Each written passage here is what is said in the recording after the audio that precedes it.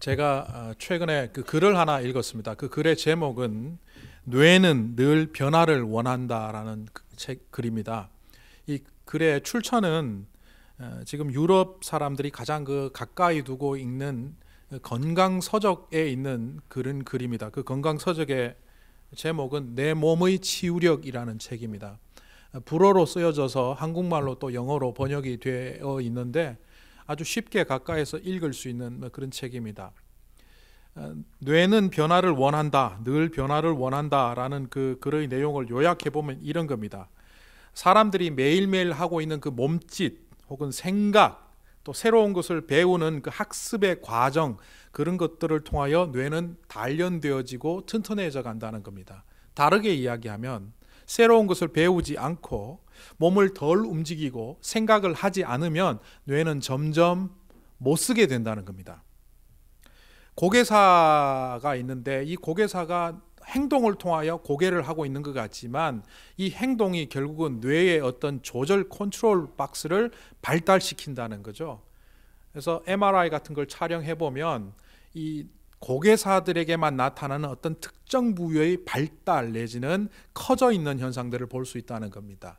그런데 이 고개사일지라도 긴 시간 동안 고개를 하지 않고 그냥 내버려 두면 그 부분이 오히려 축소되고 작아져서 옛날에 고개사였을지라도 일반 사람들과 차이 없는 뇌를 갖게 된다, 그런 겁니다.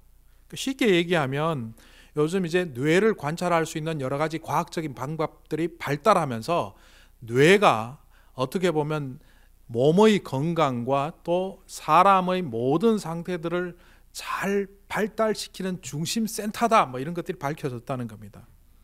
그런데 이 뇌는 사람들이 생각하는 것과 또 행동하는 것, 이 두 가지를 통하여 건강함을 유지하는데 이것을 제대로 하지 않으면 결국은 뇌는 그 부피와 용량이 줄어들어서 상당히 정상적인 뇌보다 작아질 수도 있고 또 잘 발달해서 정상적인 뇌보다도 그 용량이 커질 수도 있다고 말합니다. 일반적으로 뇌를 이렇게 펼쳐보면 이 머리 두개골 속에 있는 작은 뇌같이 보이지만 한 3mm 두께로 쭉 펼치면 그 뇌가 대략 한 2평방미터를 채운답니다. 한 평보다는 조금 작은데요. 하여튼 꽤 넓은 면적을 채울 만큼 한데 어떤 사람은 1.2평방미터 정도로 축소된 사람들도 있다고 합니다. 2평방미터보다 절반 크기로 줄어들었죠. 쓰지 않고 사용하지 않으면 그렇답니다. 또 병변이 있어서 노인성 치매라든지 아니면 알츠하이머 병이라든지 기타 뇌에 질환이 있는 분들은 뇌가 줄어들어서 용량이 줄어드는 경우도 있다고 합니다. 근데 무서운 거는 건강한 사람들이 정상적으로 활동하는 사람들이 그 뇌가 자꾸 줄어들고 있다는 사실이죠. 왜냐하면 뇌는 두 가지 특성을 갖고 있답니다. 하나는 게을러지려고 하는 특성, 그런데 건강하기 위하여 끊임없이 자극이 주어져서 변화해야 되는 특성이 있답니다. 그런데 대부분의 사람들은 편해지려고 한답니다. 힘든 것보다는 쉬운 것, 어려운 것보다는 쉬운 것, 곤란하고 불편한 것 이런 거 안 하려고 하지 않습니까? 그런데 그것을 안 하게 되면 뇌는 게을러지고 뇌에 문제가 생기기 시작하면 그것은 육체의 질병으로 곧 이어진다, 그런 이야기입니다.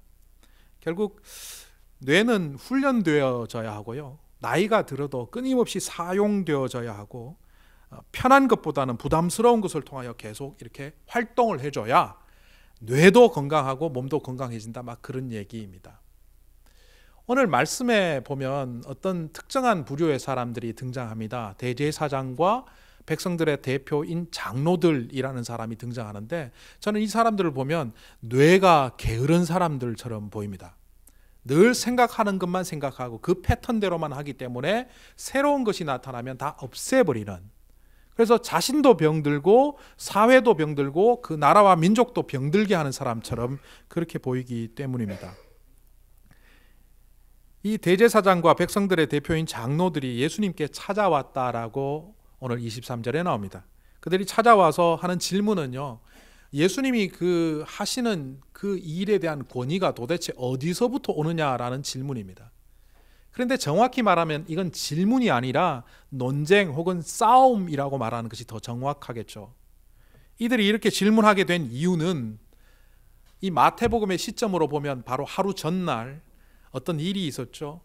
예루살렘 성전 안에 종교적인 거룩함보다는 오히려 재리와 재물에 대한 욕심 때문에 장사판이 벌어졌죠. 그것을 다 정화하는 시간이 있었습니다. 그리고 예수님이 다시 이튿날 베다니를 거쳐서 예루살렘 성전에 오셔서 지금 말씀을 가르치고 있습니다. 예수님의 이런 모습을 보면서 제사장들과 유대인 대표들은 이렇게 말합니다. 당신이 무슨 직함을 갖고 그 일을 합니까? 공식적인 직함이 뭐냐? 당신이 그 일을 할 만한 권한을 허락받은 적이 있느냐? 요즘식으로 얘기하면 신학교 나왔느냐?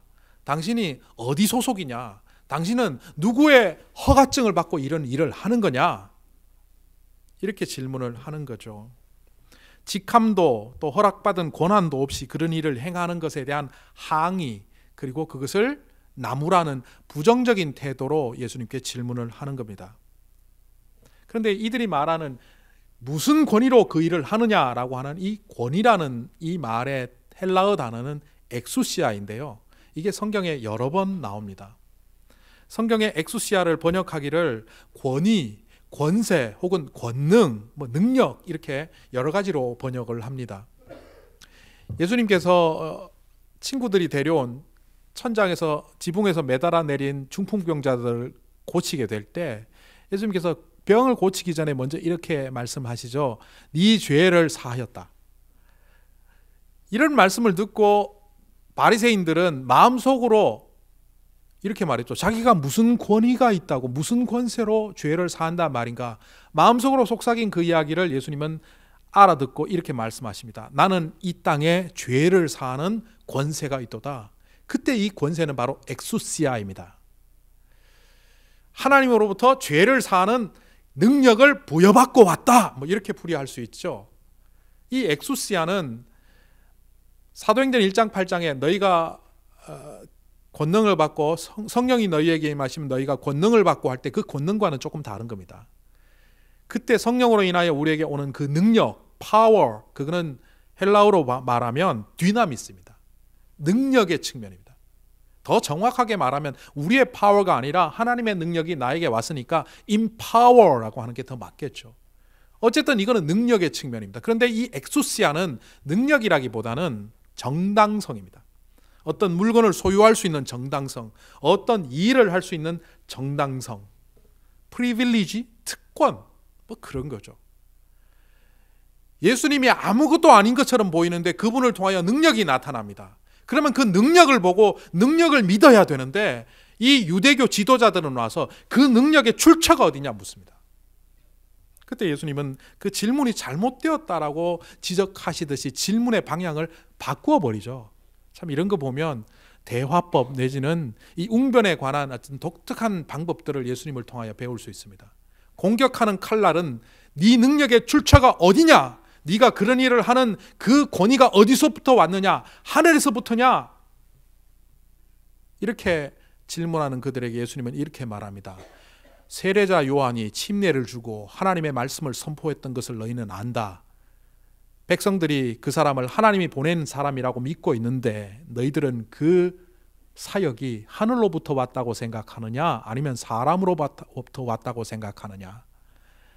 여기에는 자세한 설명은 하지 않겠지만 그 유대교 지도자들이 계산을 하다가 결국 모른다라고 대답합니다. 이 말은 그들 또한 세례자 요한의 능력이 하늘로부터 왔다는 걸 알고 있습니다. 그런데 그들이 갖고 있는 지위, 그들이 갖고 있는 체면, 그들이 생각하는 그 계산에 비추어 봤을 때 그것을 인정하면 안 될 것 같아서, 그렇다고 인정 안 하면 또 공격을 받을 것 같으니까 모른다라고 한 겁니다.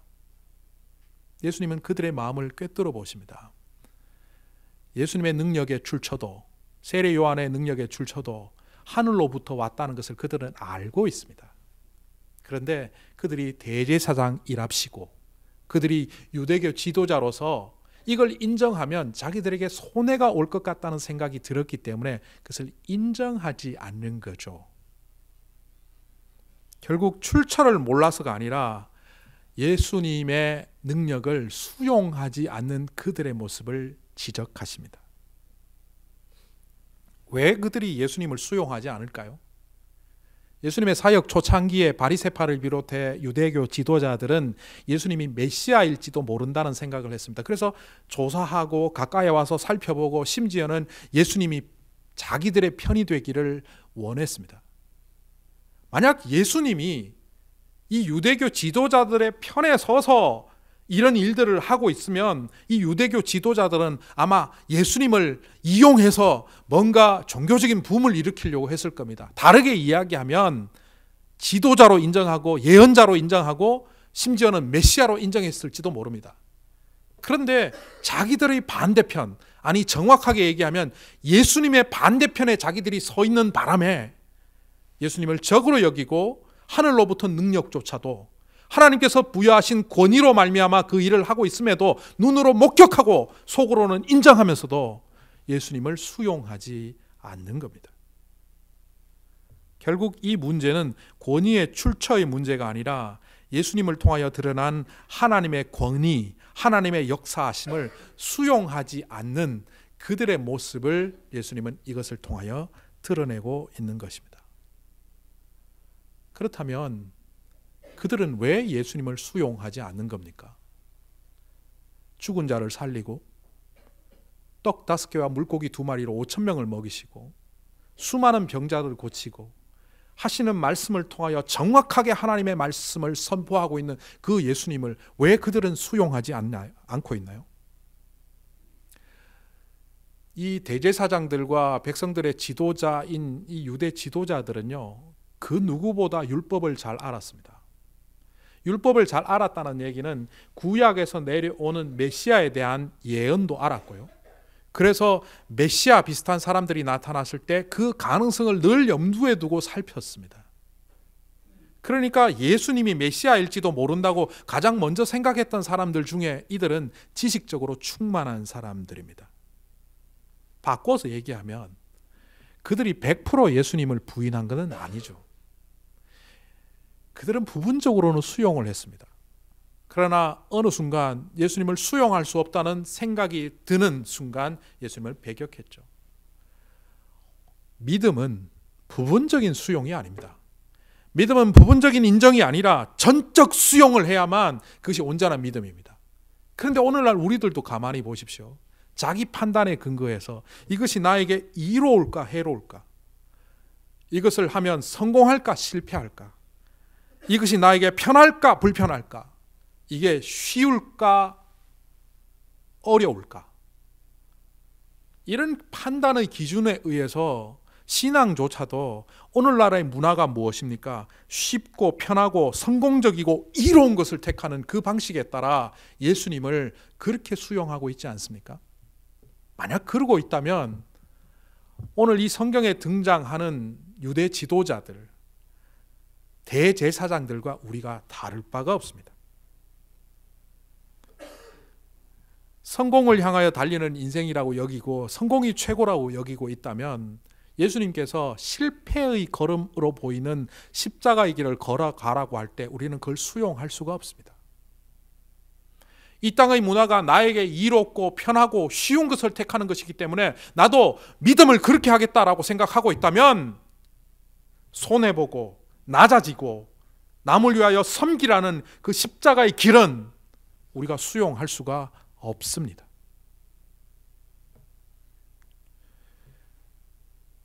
다른 말로 우리가 왜 그것을 수용하지 못하느냐, 다시 정확하게 보면 우리의 몸은 훈련이 되어 있지 않기 때문에 3년 동안 예수님의 제자들을 데리고 다니면서 훈련시키셨던 것처럼 우리 또한 말씀 안에서 주님의 능력 안에서 끊임없이 훈련되어야 함에도 불구하고 그 훈련을 거부하며 살아왔기 때문에 우리는 수용하지 못하고 있는 겁니다. 요즘 많은 사람들이 신앙이 어떻게 됩니까? 이렇게 물으면 나는 크리스찬입니다라고 대답을 합니다. 나는 그리스도인입니다. 성경에 그리스도인이란 말은 몇 번 나오지 않습니다. 그것도 수리아 안디옥 교회 성도들에게 붙여진 별명으로 국한되어서 나올 뿐입니다. 신약 성경에서 가장 보편적인 예수님을 믿는 사람을 지칭하는 호칭이 뭔지 아십니까? 수백 번에 걸쳐서 나오는 제자라는 표현입니다. 이 제자라는 말이 사실 영어로 disciple이라고 말하는데 이 말은 discipline, 훈련이라는 말로부터 기원된 말 아닙니까? 결국 제자란 말은 예수님을 따르고 믿는 자라는 뜻임과 동시에 그 의미로 분석해보면 훈련된 자, 훈련을 받는 자, 훈련을 주저하지 않는 자, 훈련에 거하는 자. 훈련 자체는 고됩니다. 훈련 한번 해보시면 다들 힘들어합니다. 그게 육체적인 훈련이든 정신적인 훈련이든 그 어떤 훈련이든 훈련은 고되고 불편하고 어렵고 심지어 나에게 해로워 보입니다. 또 정확하게 또 말하자면 훈련은 실패의 반복입니다. 어떤 일을 잘하게 하기 위하여 어떻게 합니까? 끊임없이 실패를 하게 하죠. 다른 말로 끊임없이 훈련을 할 때 그 사람이 그 실패를 통하여 성공의 자리에 가게 되는데 그 수많은 실패를 우리는 하기 싫어합니다. 결국 훈련을 거부하죠. 훈련을 거부한다. Not to discipline, not a disciple. 내가 훈련을 거부한다는 얘기는 제자됨을 거부하는 겁니다. 그런데도 우리는 주님의 제자라고 우리 입으로 말합니다. 나는 예수 믿는 사람입니다. 교회 다니는 사람입니다. 나는 구원받은 사람입니다. 예수님을 통하여 구원받는 기쁨 속에 있습니다. 라고 말을 하지만 우리는 부분적으로 수용하고 전체를 수용하지 않는다면 우리는 하나님의 엑수시아 속에 거할 수 없는 자들입니다. 그런데 왜 우리가 하나님의 엑수시아 속에 거해야 합니까? 왜 우리가 주님의 권위를 수용해야 합니까? 하나님의 권위, 엑수시아가 예수님을 통하여 이 땅에 예수님의 권위로 드러났습니다. 그 예수님의 권위, 엑수시아가 사도들을 통하여 사도들의 엑수시아로 이 땅에 드러났습니다. 그리고 그 사도들이 세운 교회를 통하여 저와 여러분이 하나님의 엑수시아를 이 땅에 드러내야 합니다. 그래서 마태복음 28장 18절에 이렇게 말합니다. 예수께서 나와 말씀하여 이르시되 하늘과 땅의 모든 권세 엑수시아를 너희에게 주었으니 가서 모든 족속으로 제자를 삼아 아버지와 아들과 성령의 이름으로 세례를 주고 내가 너희에게 가르친 것을 지키게 하라. 볼지어다 세상 끝날까지 내가 너희와 함께 하리라. 그 엑수시아를 드러내는 그 공동체를 통하여 그 엑수시아를 드러내는 그 가정과 사람을 통하여 주님의 영원한 임재가 이루어진답니다. 그것은 결코 힘듦으로 끝나는 것이 아니라 결국 주님의 영광이 임하는 존재로 우리를 만들어 가시겠답니다. 첫 번째, 이런 대화를 통하여 이 사람들에게 말했음에도 불구하고 이 사람들은 잘 알아듣지 못했습니다. 예수님은 대중들에게 이야기를 하시다가 잘 알아듣지 못할 때 쓰는 화법이 하나 있습니다. 비유입니다. 비유는 단순히 스토리텔링을 하는 것이 아니라 현재에 있는 이 이야기 밖의 대상들을 이야기 속으로 집어넣어서 그 사람들이 이야기를 통하여 깨닫게 하는 특별한 화법입니다. 오늘 예수님께서 27절부터 하시는 이 비유는 떨어져 있는 동떨어진 이야기가 아니라 바로 앞에서 되어진 유대 지도자들과 예수님의 대화 속의 내용들을 더 확대 발전시킨 내용입니다. 첫째 아들과 둘째 아들 두 아들이 이 이야기에 등장하는데 이 두 아들 중에 어떤 아들이 유대 지도자이겠습니까? 이 이야기를 보면서 성경을 조금 유심히 보신 분들은 이거 좀 이상하다 이런 느낌을 가졌을 수도 있겠습니다. 과거의 개역 성경에서 첫째 아들이 예 가겠습니다 하고 안 갑니다. 둘째 아들은 안 갑니다 라고 하고 나중에 후회하고 갑니다. 그런데 오늘 우리 번역에 보면 첫째 아들이 싫습니다 하는 장면이 나옵니다. 과거에 개역 성경을 쓸 때 어떤 분이 영어 성경을 갖고 와서 저에게 질문을 했습니다.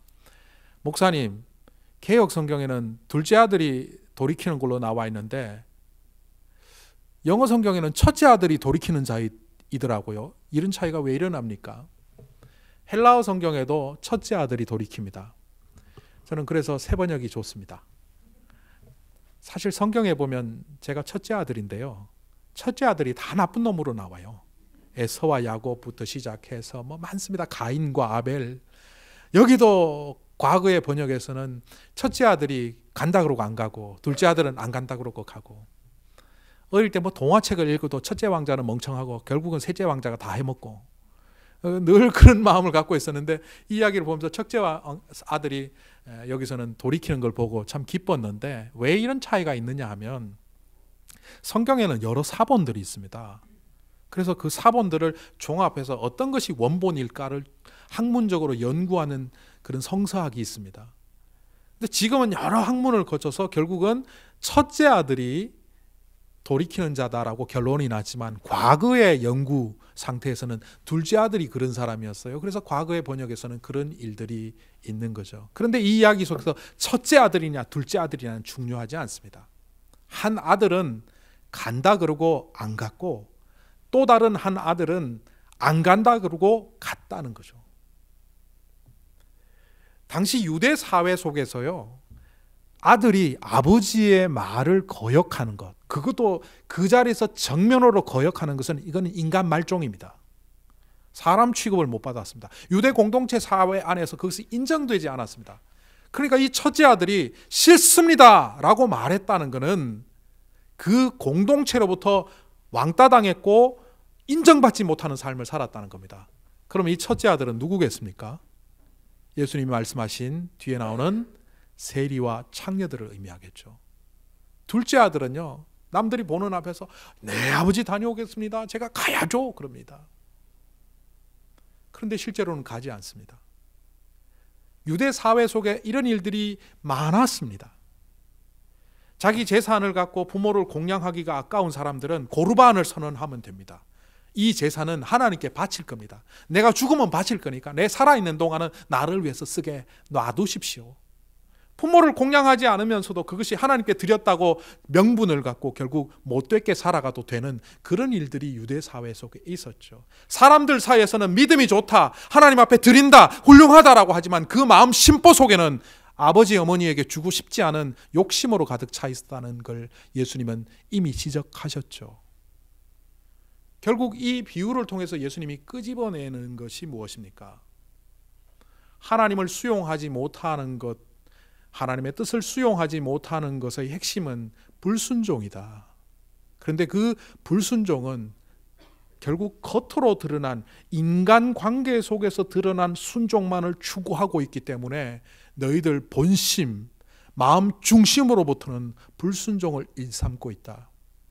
진정한 하나님을 향한 순종은 하나님과 너와의 관계 속에서 순종이다. 비록 세상에서 너를 지탄하고 너를 못났다, 인정받지 못하는 사람일지라도 그런 사람조차도 진심으로 하나님께 나아가면 하나님께서 그 사람을 포도원에 넣게 하신다. 여기서 포도원은 천국 내지는 하나님의 나라라고 볼 수 있겠죠. 그런데도 이 유대 사회 속에서는 어떤 일이 비일비재했습니까? 그들의 신앙의 확증은 대부분 사람 사이에서 확정되었습니다. 거창하게 대제사장 옷을 입고 관대를 하고 관을 쓰고 지팡이를 하고 온갖 장신구를 하고 거룩하게 서 있는 그 허위의식에 가득한 종교인의 모습을 보고 거룩이라고 말했습니다. 그런데 예수님은 진정한 거룩이 뭐라고 했습니까? 남루한 옷을 입고 정말 참새 한 마리밖에 살 수 없는 아주 적은 두 렙돈 한 고드란트이지만 인간에게 내어놔도 이건 너무나 부끄러운 금액이지만 그 금액을 자기의 전부로 하나님께 바칠 때 하나님께서 그것을 가장 큰 재물, 가장 큰 거룩, 가장 아름다운 것으로 받으신다고 말씀하지 않으셨습니까? 오늘날 교회를 한번 보십시오. 우리 교회는 장로 임직할 때 그 정신을 살리려고 2부 예배 시간에 간단히 20분, 30분 이렇게 하지만 목사 안수식이든 장로 임직식이든 교회에서 하는 행사들의 대부분의 겉모습을 한번 보십시오. 정말 하나님을 위한 것일까요? 인간을 위한 행사가 아닙니까? 아니, 그런 행사와 절차를 떠나서 우리가 하고 있는 신앙 행위를 한번 보십시오. 제가 가끔 신앙생활을 하고 지도할 때 마음이 아픈 이야기가 뭐냐 하면 교인들끼리 서로 알아주지 않아서 이 교회 신앙생활 못하겠다는 거예요. 내가 이렇게 봉사했는데, 이렇게 섬겼는데 왜 안 알아주냐는 거예요. 우리 교회는 건축과 관련해서 건축 헌금을 많이 하신 분도 있고 열심히 하시는 분도 있고 매번 이렇게 꼬박꼬박 정기적으로 하시는 분들이 있습니다. 그런데 그분들이 누군지 밝히지 않습니다. 주보에 이름 안 넣습니다. 그분들을 무시하기 때문이 아닙니다.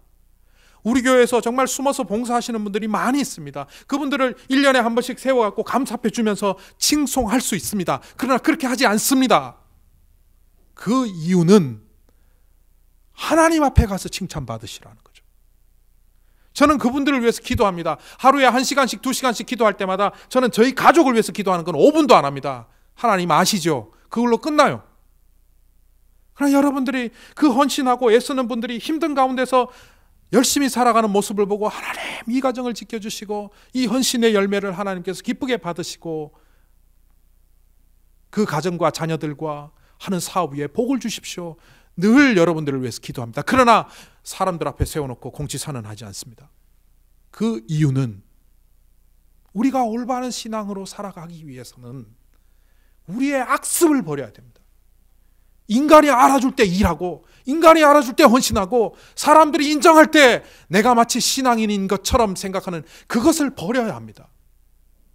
아니면 우리는 어느새 뇌가 게을러져 있는, 영적인 뇌가 게을러져 있는 이 유대 지도자들과 다를 바 없는 사람이 된다는 겁니다. 참된 순종이 참된 신앙의 자리에 서게 한다는 것을 우리는 명확히 압니다. 그런데도 불구하고 왜 우리가 참된 신앙의 자리, 순종의 자리에 서지 못할까요? 주님께서는 우리에게 이렇게 요구하십니다. 이름도 빛도 없는 곳에 한번 서볼래? 남들이 인정하지 않고 알아주지 않더라도 주의 나라를 위하여 헌신 한번 해볼래? 그 자리에 섰던 사람들이 바로 바울과 같은 사람들입니다. 동시대의 사람들에게 바울은 철저히 소외된 사람이었습니다. 예루살렘 교회로부터도 인정받지 못했고 어떤 때는 그가 이단이 아니냐라는 시비도 있었고 그 또한 정통 유대인임에도 불구하고 율법을 전하지 않는다고 또 다른 정통 유대인인 그리스도인들에게 집중적인 공격을 받았습니다. 뿐만 아니라 과거에 자기 소속 집단이었던 바리새인들과 그 유대교 지파들에게는 원수로 여겨지는 삶을 살았습니다. 누구도 알아주지 않는 자리였지만 하나님은 그가 가시는 길을 아셨죠. 그가 선교사로 사역을 시작하기도 전에 아나니아에게 나타나셨던 하나님은 그에게 말씀하셨습니다. 그는 내가 택한 그릇이다. 그리고 그가 고난의 길을 걸어갈 것이다. 저는 그 장면을 보면 주님의 눈물이 보입니다. 그러나 그 눈물을 기쁨으로 승화시킨 사람이 사도 바울 아닙니까? 이 세상을 향하여, 우리를 향하여 늘 사랑의 눈빛으로 보고 계신 그 주님을 향하여 우리 또한 단순히 연민의 자리에 서는 사람들이 아니라 담대히 우리의 모든 것을 주님께 드릴 수만 있다면 얼마나 좋을까? 그런 생각을 저는 자주 해봅니다. 우리는 인간의 역사가 아니라 하나님 역사 속에 기록되어야 되는 존재들임에도 불구하고 끊임없이 인간의 역사에 기록되기를 원합니다. 이런 우리들을 향하여 주님은 온전한 순종을 요구하십니다. 이미 우리의 삶의 패턴은 불순종이 일상화되어서 순종을 하려고 하면 마치 운동 안 하던 사람이 운동하고 나면 온몸이 쑤시듯이 우리의 영적 근육들은 주님께 순종 한번 하고 나면 온몸이 쑤십니다. 내가 이걸 왜 해? 아무도 알아주지 않는 걸 내가 왜 해? 이거 한다고 나한테 무슨 득이 되나? 무슨 복이 되나? 온갖 수심 현상이 우리에게 몰려옵니다.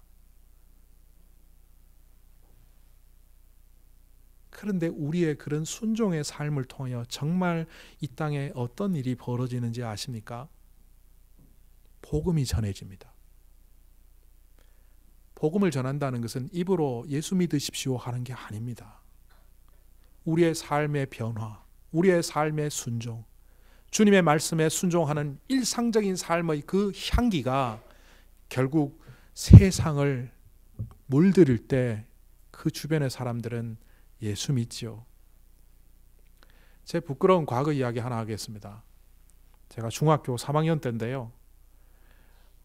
제가 다니는 교회에서 학생 부흥회를 한다고 전도지를 갖고 어느 날 아침에 학교 앞에서 나누어 주겠답니다. 학교마다 돌아가면서 하는데 뭐 월요일인가 화요일인가 제가 다니는 중학교 순서가 되었습니다. 선생님들이 오시면서 야 거기 학교 다니는 애들도 다 나와. 그때 저는 제가 다니는 학교의 연대장이었고요.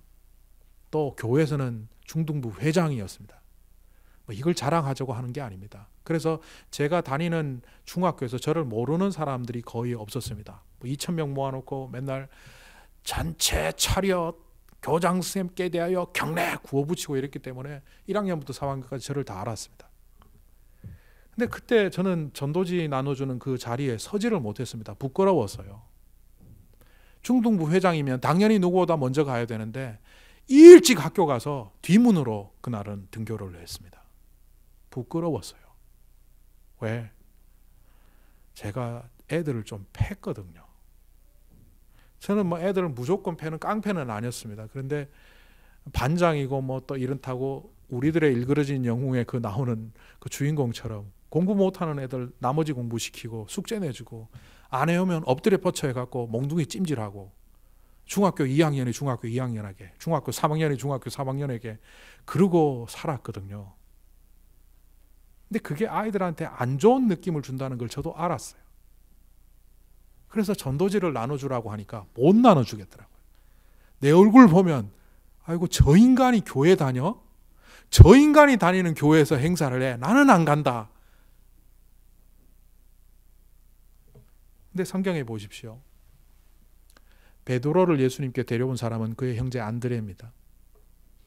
예수님의 또 다른 제자인 바돌로메, 또 다른 이름은 나다나엘이죠. 그 바돌로메를 예수님께 데려온 사람은 예수님의 다른 제자인 그의 친구 빌립입니다.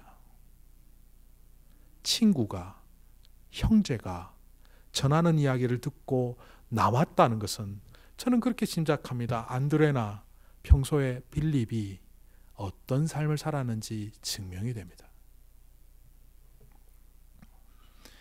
우리는 주님의 종이라고 선언하며 순종하는 삶을 살아야 합니다. 그런데 왜 순종해야 되는지를 잘 모른 채 살아갑니다. 우리가 순종할 때 이 땅에 우리를 통하여 복음이 전해지고 우리가 주님의 뜻을 수용할 때 우리를 통하여 이 땅에 주님의 엑수시아 권능이 드러납니다. 그것을 위하여 주님은 오늘도 이 바리새인들에게 유대교 지도자들에게 말하듯이 오늘 우리에게 말합니다. 돌이켜라. 이미 옳은 길을 가르쳐 주었다. 어떤 길을 갈지 이제 우리의 선택이 남아 있습니다. 기도하시겠습니다.